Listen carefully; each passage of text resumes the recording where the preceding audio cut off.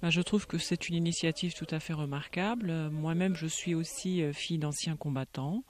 Mon papa a fait la Seconde Guerre mondiale, 39-45, et le fait d'avoir la délégation des anciens combattants est une délégation pour moi qui a beaucoup de valeur affective. Par ailleurs, lors de la Première Guerre mondiale, ici nous sommes sur Verdun, donc c'est vraiment le site de la Première Guerre mondiale. J'ai des ascendants, des oncles qui sont enterrés mais on ne sait pas où, donc je suis à la recherche de mon oncle. Donc c'est une initiative que nous, au titre de la municipalité, nous soutenons dans le cadre du centenaire comment dirais-je, de la Première Guerre mondiale, et nous encourageons vivement les associations dionysiennes à poursuivre ce travail mémoriel en direction de la population, ce rôle pédagogique en direction des jeunes également, et nous soutenons pleinement ces initiatives.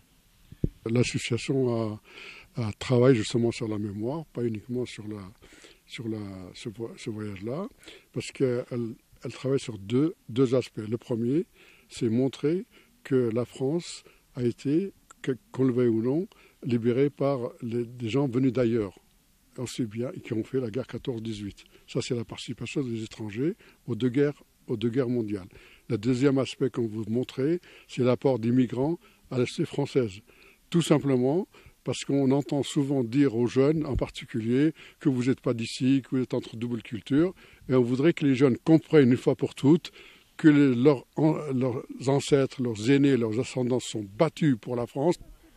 Ça nous aide à voir les personnes qui ont combattu pour la première guerre mondiale.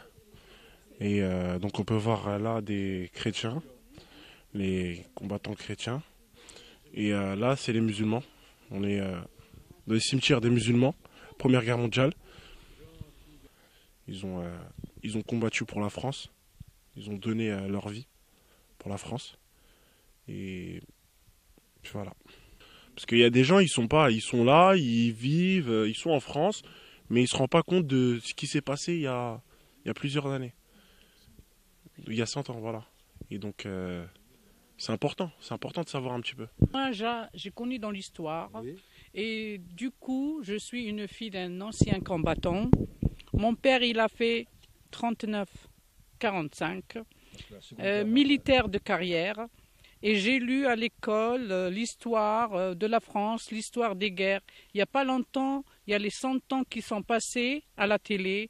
On a eu beaucoup d'échos, beaucoup de documents, beaucoup de choses. Et je suis très heureuse et ça m'a beaucoup touchée d'être sur le lieu même, de voir toutes ces morts de tout le monde entier qu'ils ont combattu comme un seul homme et dans des cas périls pendant toutes les saisons de l'année, l'hiver, l'automne, surtout en hiver.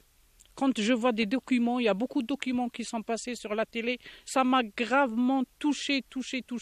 Et même mon père, les années quand il est revenu après son combat, il nous a raconté la vie, c'est la Deuxième Guerre mondiale, la vie qu'il a passée à la guerre de Bien Phu au Vietnam. Et ça m'a touchée et j'ai toujours ça dans ma tête et c'est sacré. Et tous les soirs, mon père, il nous racontait ça. Et ça m'a touchée et je suis sur le lieu. Moi, ce que je pense que les jeunes, ils prennent conscience.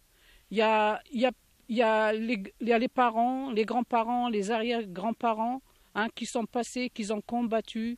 Nous, on était un pays colonisé. La France, elle a rapatrié beaucoup de gens. Ils ont combattu sous le drapeau français.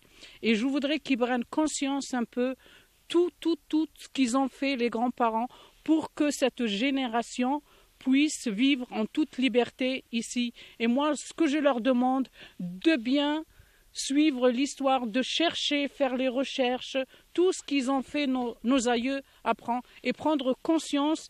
C'est une histoire. Il ne faut pas oublier l'histoire. Parce que les histoires, ça reste pour génération par génération. Et il ne faut pas aussi oublier les anciens, tout ce qu'ils ont fait pour nous.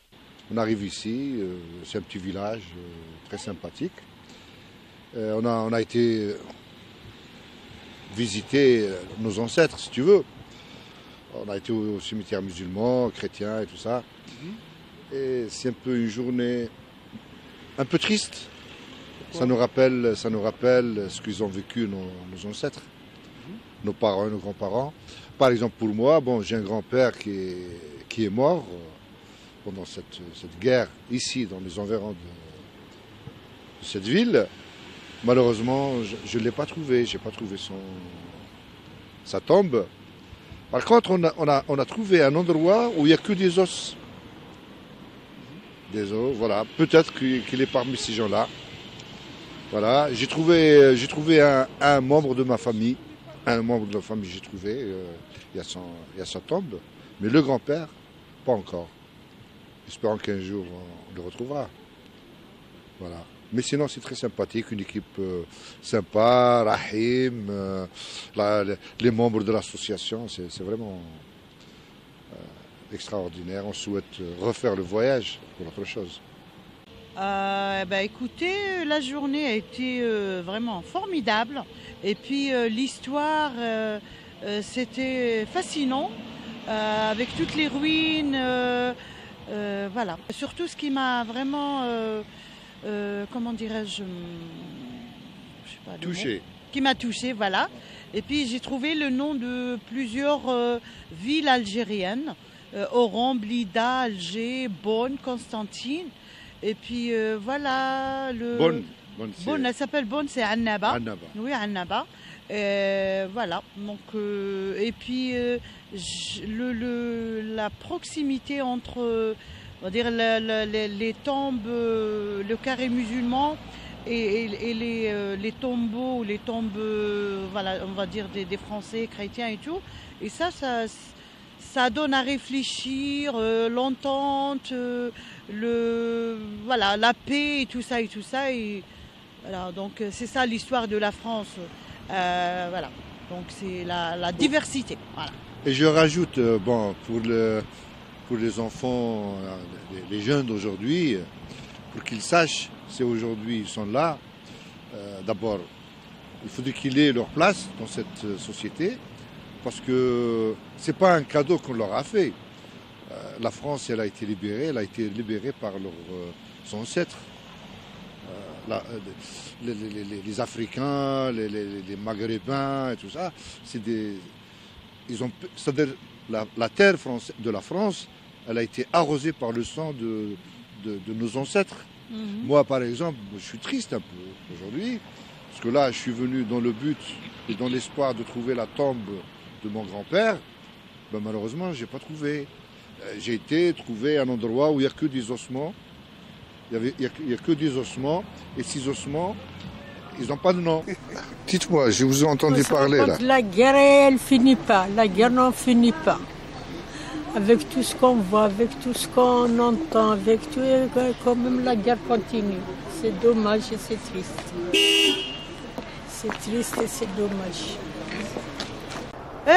J'ai visité le musée, c'est de la guerre 14-18. Et voilà, on a appris beaucoup de choses. Ce qui m'a touché vraiment, c'est une petite veste faite apparemment pour un enfant, et c'était l'habit des RTA, c'est ça, Régiment des tirailleurs algériens. Renée Lemignot, co-présidente du MRAP. Le MRAP a organisé cette cérémonie devant la plaque à l'occasion du 70e anniversaire de la victoire sur le nazisme, parce qu'il faut rappeler, au moment où le racisme prend des proportions particulièrement inquiétantes dans toute l'Europe et en France aussi, où l'extrême droite se banalise, il faut rappeler d'abord que le racisme mène toujours au rejet le plus absolu de l'autre, c'est-à-dire le rejet jusque dans la mort, et surtout rappeler que des étrangers, qu'ils venaient des colonies de l'époque, qu'ils venaient de l'Europe, des antifascistes allemands, italiens, espagnols, ont contribué, ont donné leur vie pour la libération de la France.